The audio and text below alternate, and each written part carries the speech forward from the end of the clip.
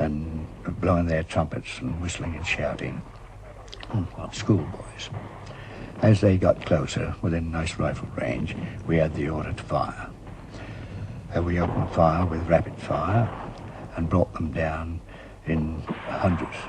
Hundreds of them fell.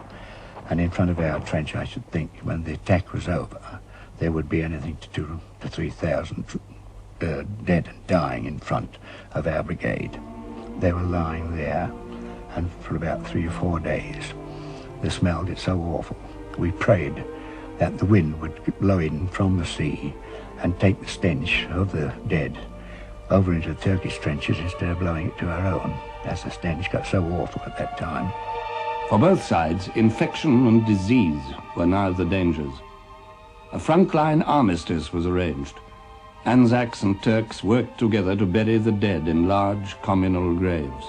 I wasn't one of those burying the dead, but I sat on the parapet and after a walked over and offered bully beef to one Turk, and he smiled and seemed very pleased and passed me a whole string, 2 strings of dates, I think it was. 3 weeks after the landings, Hamilton launched a major attack from Cape Helles to take the first day's objectives, the village of Krithia and the high ridge of Ashi Baba.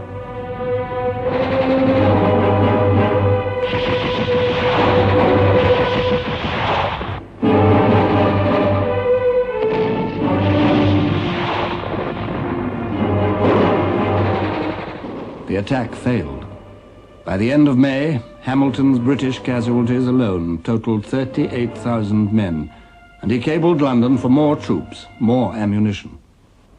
Touring the Anzac bridgehead at that time, Hamilton saw men staggering under huge sides of frozen beef, men struggling up cliffs with kerosene tins full of water, men digging, men cooking,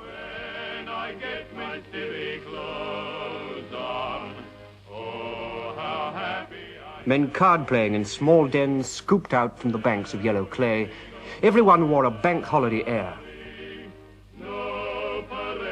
Evidently, the ranklings and worries of mankind, miseries and concerns of the spirit, had fled the precincts of this valley.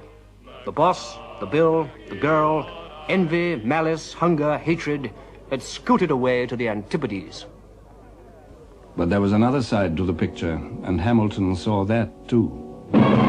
All the time, from that fiery crest line, there comes a slow, constant trickle of wounded, some dragging themselves painfully along, others being carried along on stretchers. Bomb wounds all, a ceaseless, silent stream of bandages and blood. Yet 3 out of 4 of the boys have grit left for a gay smile or a cheery little nod to their comrades, waiting for their turn as they pass down on their way to the sea. The ding-dong struggle continued all through June and July. By the 1st of August, each side had lost 57,000 killed and wounded. Each battle held its nightmare of shadeless heat and dust and death.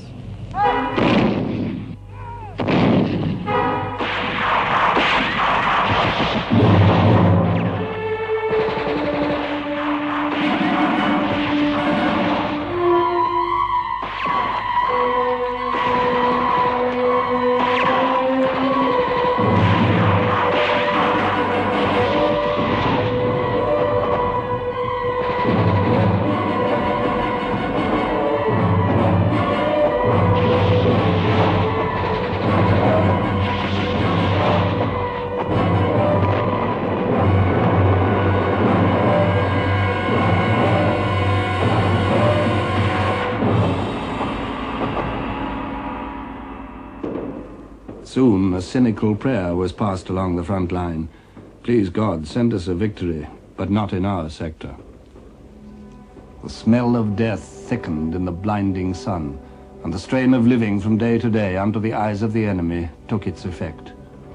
During the day, we could see the vultures heading down toward the bodies of both Turks and their own men. And occasionally we would take a pot shot at them to try and keep them off, particularly if we thought there was somebody wounded out in front. but we couldn't fire too much at them for fear of giving away our own position, because the Turks seemed to have very good observation posts and were able to see practically everything that we did. Water was very scarce, and when the summer came, of course it brought the disease and the flies with it. The rations, of course, was nothing only bully beef and apricot jam. And when we did get the summer, the jam was a regular issue, nothing else but apricot. When you opened that, it was almost like water. You couldn't put it on your biscuit or anything like that. It was just a matter of pouring it on. And before you could get that to your mouth, it was absolutely, well, literally covered with flies. It was a case of holding it with dropping the tin and holding one biscuit with one hand and waving the flies off with the other all the time. Lethargy settled over the beaches between the battles. 1,000 men a week were going down with dysentery. It was a very weakening thing. We walked about after a time like skeletons, finding it difficult even to move at times. And of course, when one was out of the line, there were heavy things to lift. On fatigue, like water carrying and helping to dig roads and so on. It was as much as we could do to lift the tool or whatever it was that we were carrying. In faraway London, the ripples of Gallipoli made themselves felt. Lord Fisher resigned, and the Conservatives insisted that Churchill should go too. The shell shortage persisted. The Liberal government fell.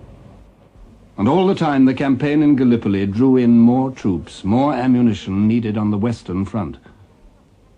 The War Council agreed that Hamilton could have 5 more divisions ready for action by the end of July. But by then the equivalent of 10 new Turkish divisions had dug in and were waiting.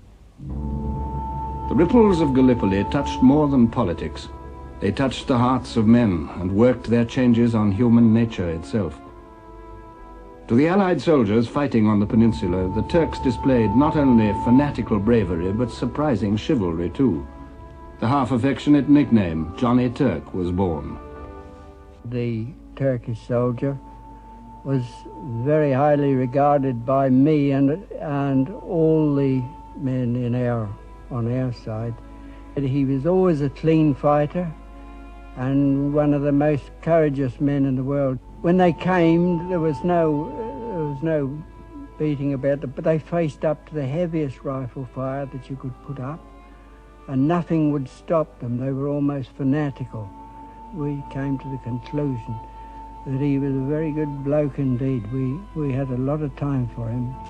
The British virtues also revealed themselves.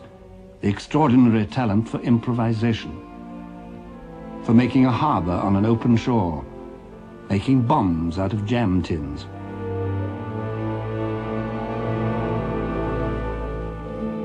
Turning a hole in a gully into a little bit of a home, making a barrage without enough guns or shells. And the British also revealed their traditional stubbornness in defeat.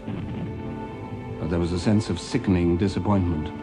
The failure of the Navy could not be disguised. When German submarines entered the Mediterranean and sank 2 battleships, the rest of these great vessels scurried for safety to their harbours. As they steamed away, they took with them most of the hope that was left. The glittering prize of Constantinople began to fade away. Ian Hamilton had one last shot in his locker. One more flanking attack up the peninsula, another landing. More reinforcements arrived, including 3 divisions of Kitchener's new army. They possessed the virtues and the faults of this great volunteer force. Its eagerness, its devotion, its lack of training, its ardent young soldiers, and its elderly generals.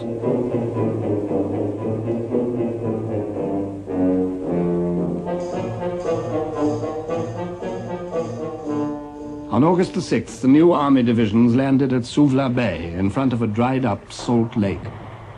It was a complete surprise. The way across the peninsula was open.